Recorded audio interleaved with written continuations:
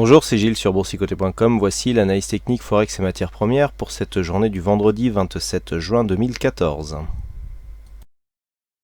Il n'y a toujours pas grand chose à dire sur l'évolution de la paire de devises euro-dollar, puisque nous restons ici dans des zones d'évolution que la paire de devises a emprunté quasiment toute la semaine.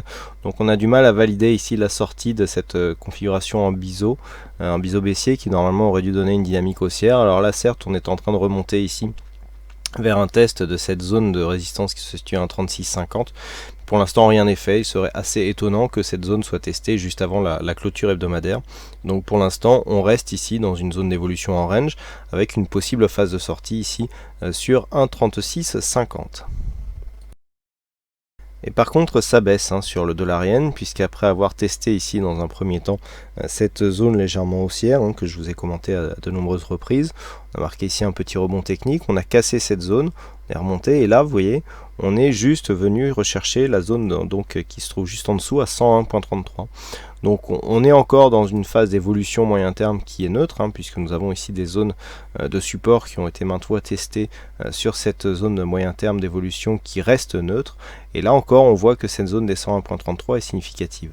Donc tant que l'on reste ici dans cette zone, il n'y a aucun changement, d'autant plus que nous commençons ici à avoir une configuration en survente.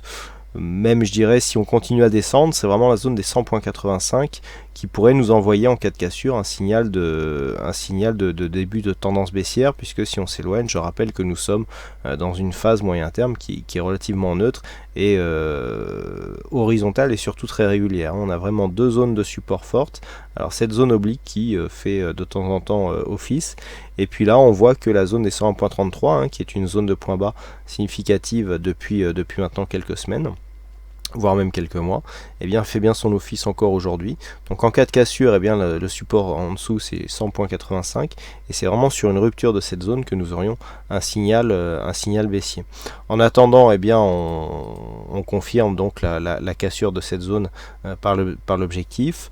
Il y a pour l'instant une phase de stabilisation dans un contexte de survente assez légère. Donc on a ici les oscillateurs qui sont en survente et un petit retournement ici du point de vue du MACD. Donc on peut avoir un rebond technique tant qu'on ne redépasse pas ici les 101.60-65. Il n'y a pas de retournement. On pourra revenir ici valider un contact ici d'une zone de point bas par un contact zone de point haut, ce qui pourrait ouvrir la voie dans ce cas-là à une phase de cassure donc sur cette zone des 100.33.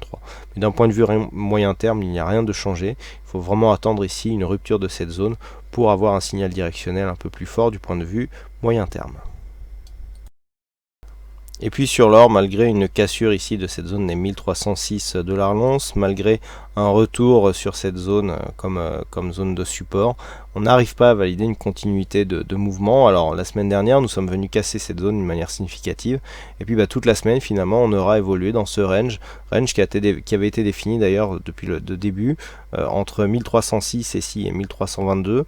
Alors dans le milieu de la semaine, on est venu marquer ici des points de contact sur 1325-26, mais ça n'a pas suffi pour créer une dynamique assez forte qui nous permette de continuer ici sur le même mouvement.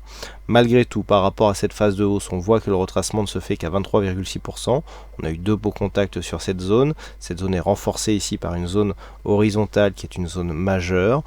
On sent quand même malgré tout que suite à cette phase de hausse qui ne consolide que très peu, nous avons une pression haussière qui subsiste, même si elle ne permet pas ici de provoquer une cassure de cette zone des 1322 $ l'once d'une manière plus pérenne.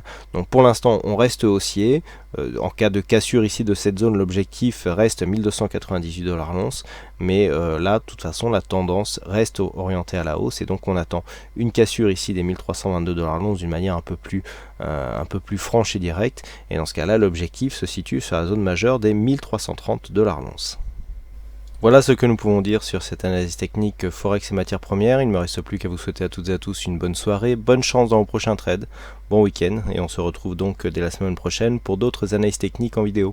Bonsoir à tous.